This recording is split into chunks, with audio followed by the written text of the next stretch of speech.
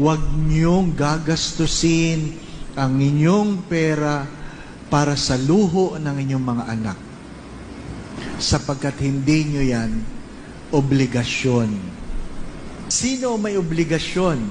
Pag binasa niyo ang Biblia, ang mayroong obligasyon ay ang mga anak na itaguyod ang kanilang tumatandang mga magulang.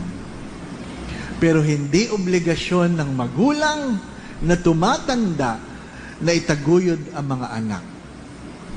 Woman, behold your son. Son, behold your mother. Mga anak, kahit kailan, ang kawalan ng paggalang sa ina ang dahilan ng maraming kahirapan sa buhay. Bakit? If you honor your mother and father, God will give you long life. That is the only law with a promise. Pero ano ang pahabol? Ang sino mang nagmamahal sa kanyang ina ay parang nag-iimpok na para sa kanyang kinabukasan.